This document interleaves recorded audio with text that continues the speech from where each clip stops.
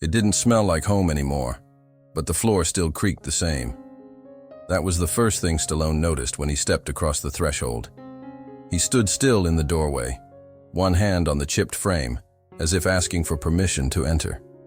The air was drier now, colder, and the smell of cheap detergent had replaced what used to be damp wood, leftover pizza, and ink from typewriter ribbons.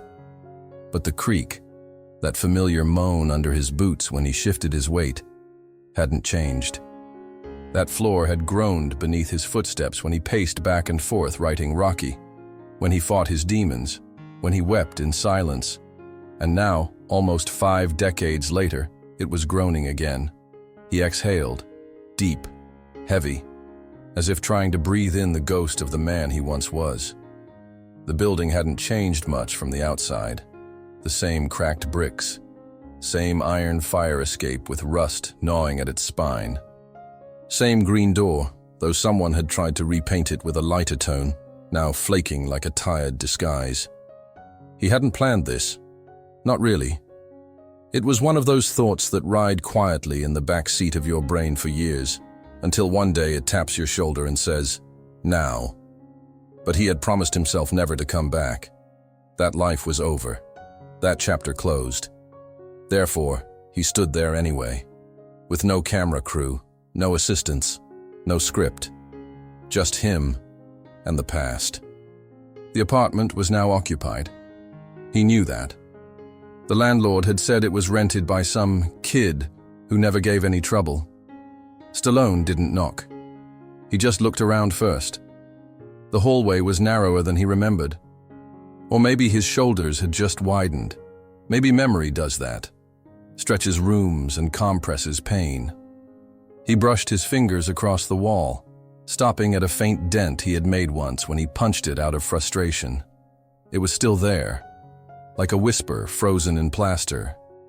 That's when the door opened, and the kid appeared. Early 20s, messy dark hair, holding a mug with a chipped Batman logo, and eyes wide as if he'd just seen a ghost or a legend. "You're him," the kid said. Stallone nodded. "Guess so." The kid stepped aside slowly, never breaking eye contact. "Wanna come in?" The apartment looked different, painted blue now. The old mattress was gone. A proper bed stood in its place, books stacked in corners, a small keyboard near the window. Shelves lined with movie scripts, some printed, some handwritten. Still, something felt untouched. In the far corner, on the same spot where Stallone had once written Rocky, stood a wooden desk, cheap, scratched, and steady. "I didn't move it," the kid said, noticing where he was looking. It felt wrong. Stallone walked toward it, touched it with reverence, then noticed a file on top, old, yellowed, and typed. He picked it up. It was his, a screenplay he had written and forgotten. Not Rocky. Something else. Untitled, unfinished, raw. "How'd you get this?" Stallone asked.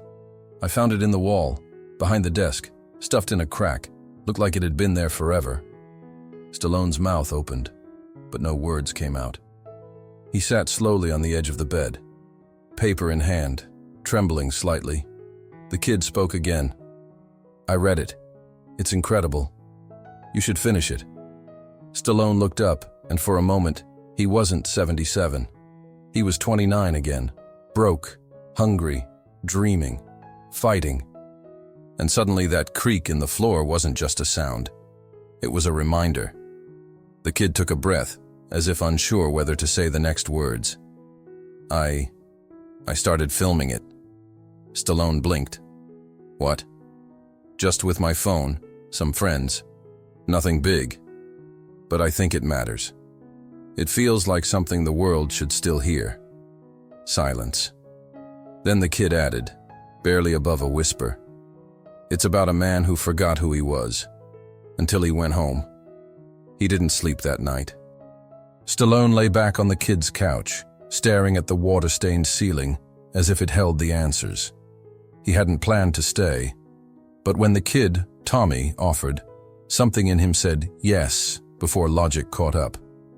The pages of the old script sat beside him, yellowed, bent at the edges, his fingerprints still faintly pressed into the cover, and each word inside felt like it had been written with his blood.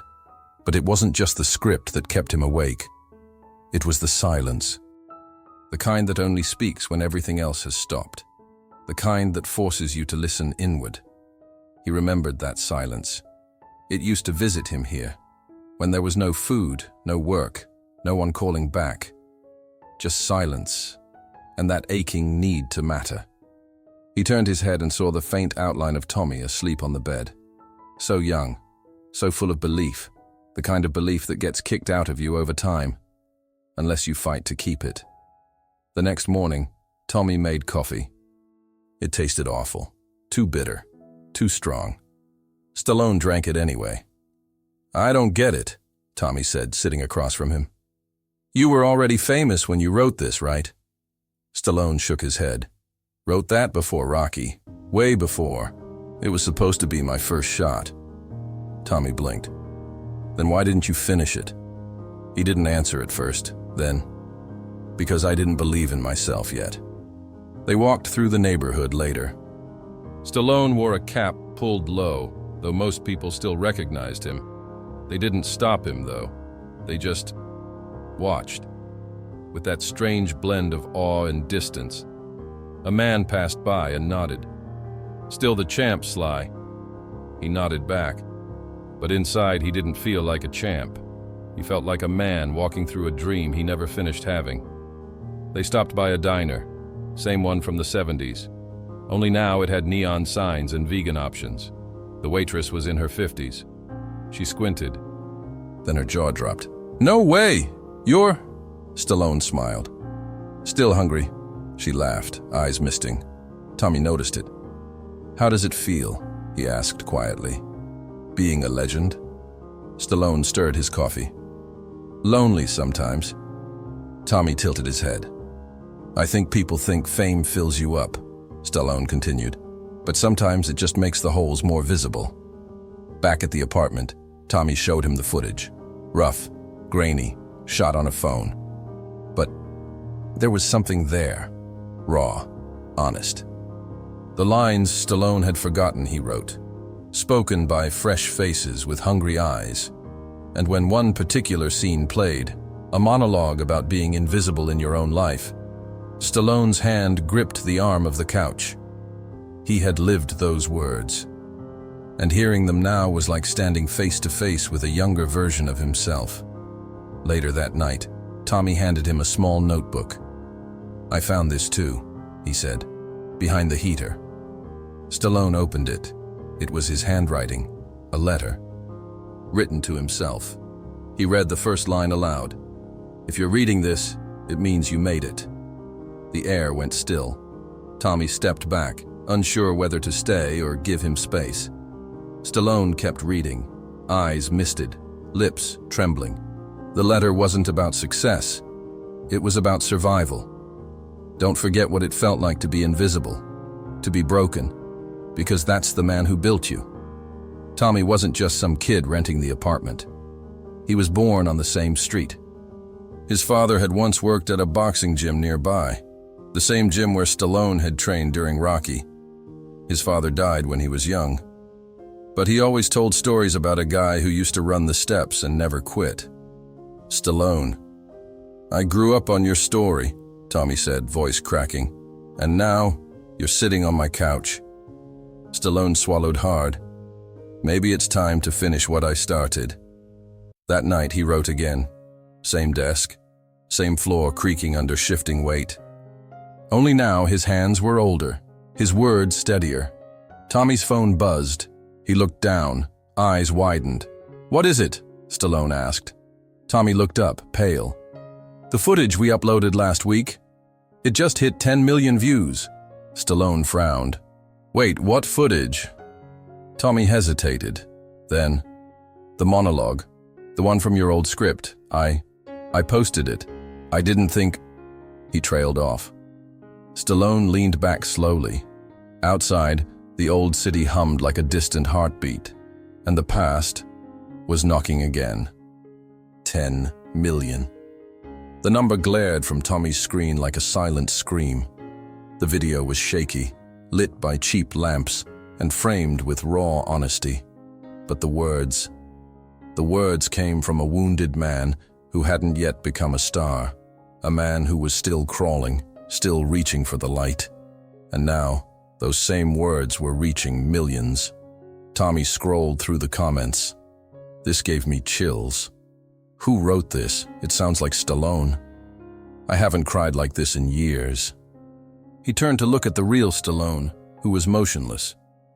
I shouldn't have posted it without asking, Tommy muttered. I just felt like people needed to hear it. Stallone didn't speak, not for a long time. Then, I think I needed to hear it too. That night, they got a call from a film producer. Big name, big money. Is this really Stallone's lost script? The man asked over speakerphone. Tommy looked at Stallone. He nodded once. Yeah, Tommy replied.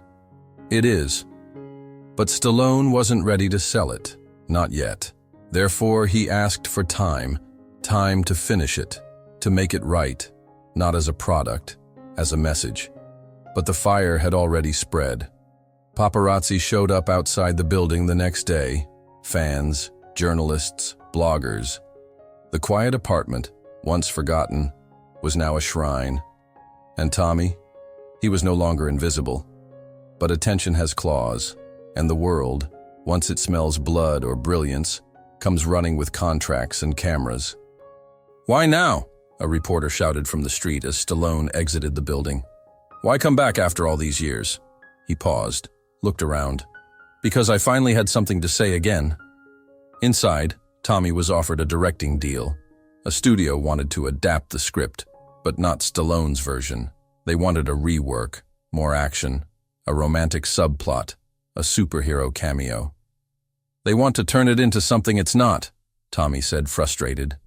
Of course they do, Stallone replied calmly. Then what do we do? He looked at the desk, then at the wall behind it. I think we remind them who it really belongs to. They tore down part of the wall that evening, not out of rage, but as an act of excavation, of memory. And behind the plaster, they found more pages, notes, alternate scenes, letters addressed to characters Stallone had invented. It was like unearthing a time capsule sealed by desperation and hope. And at the center, taped behind a wooden beam, they found a Polaroid. A photo of Stallone, shirtless, holding the original script and smiling like a man who didn't yet know what pain or fame could do to you. On the back, scribbled in fading ink, "Don't let them change the story." That night, Stallone paced the apartment. Same creaking floor, same ghost in every corner. He sat at the desk. Tommy watched from the doorway, silent. And Stallone began to write. Not to rewrite the past, but to finish what it had started. The monologue that went viral wasn't originally meant for the film. It had been taken from a personal letter, written by Stallone to his son years ago during a time when their relationship was strained. He recognized it in the footage. The exact words. "How did this get into the script?" he asked Tommy. Tommy pulled out the letter. "I found this behind the old mattress frame. I thought it was part of the story." Stallone held it, hands trembling. It wasn't just a script anymore. It was a piece of him. The next day, Stallone made a decision. He would fund the film himself. No studios, no rewrites, no noise, just truth. "Let's shoot it here," he told Tommy. "In this apartment, with this desk, with these scars on the wall." Tommy blinked. "Seriously?" Stallone nodded. "Seriously." A few days later, they began filming. Quiet, intimate, sacred. Each scene crafted like a confession. They used friends, locals, natural light. No makeup, no polish, only heart. In one key scene, the character modeled after young Stallone looks into a cracked mirror. He repeats a line. "You don't fix cracks by hiding them. You live with them. You learn from the shape they make." Behind the camera, Stallone watches and smiles. On the final day of filming, Tommy receives an envelope in the mail. No return address. Inside, a folded check, $1 million, and a note. For the next story, don't stop telling the truth. Tommy looks at Stallone. He reads the note, then says, "This isn't from you, is it?" Stallone shakes his head, and for the first time in days, he laughs. They filmed the final scene at dawn. No crew, no boom mics. Just the soft light of morning slipping through the dusty windows like forgiveness. Stallone sat alone at the desk. The camera framed him from the side, eyes down, reading a letter. It wasn't acting. It was the real letter. To his son. The same one that had nearly been lost behind a broken wall, and that had found its way back to him through a stranger. Tommy held the camera silently, and as Stallone read the words aloud, voice breaking, chest heavy, the silence in the room became sacred, not heavy, holy. "You're going to be better than me, stronger than me, because you'll carry the part of me that never gave up, even when I almost did." Stallone paused. Tears didn't fall, but they shined in his eyes. Tommy stepped in quietly, camera still rolling. "You want to stop?" he asked. Stallone shook his head. "No." Then he looked into the lens, straight through it, as if speaking to every man, woman, and child who had ever felt forgotten. "If you're reading this, you made it." They sat in silence afterward, just listening. No applause, no rush, just the creaking of the floor beneath them, steady as a heartbeat. Tommy finally asked, "Now what?" Stallone smiled, weary and warm. "Now, we let it go." The film didn't explode overnight. It crept through people, shared quietly, one message at a time. Fathers sent it to sons. Old friends sent it to each other after years of silence. And somewhere in that slow, soulful burn, it became a movement. Stallone refused interviews, refused credit. He told people Tommy wrote it. Tommy told people Stallone did. Neither cared, because they both knew the truth. It had been written by a version of Stallone that was almost lost, and finished by a version of Tommy that had just been found. A few months later, Stallone walked through the neighborhood again. No cameras, just him, and his silence. He stopped by the old diner. Same waitress, same coffee. Only this time it didn't taste bitter. She asked him, "You still the champ?" He smiled. "Nah, I just remember him well." As he left, he passed a boy sitting on the steps, holding a notebook. The boy looked up. "Are you Rocky?"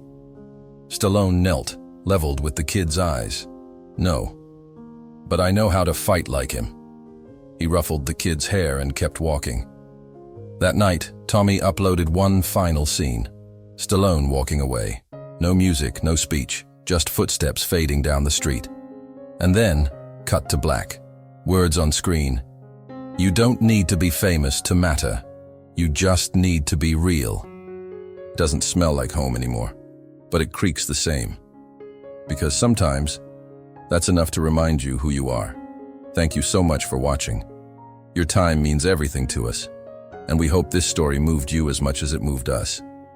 If it did, please consider leaving a comment, sharing the video, and subscribing to the channel, because powerful stories deserve to be heard. Until next time, stay kind, stay strong, and never underestimate the impact of one small act of courage.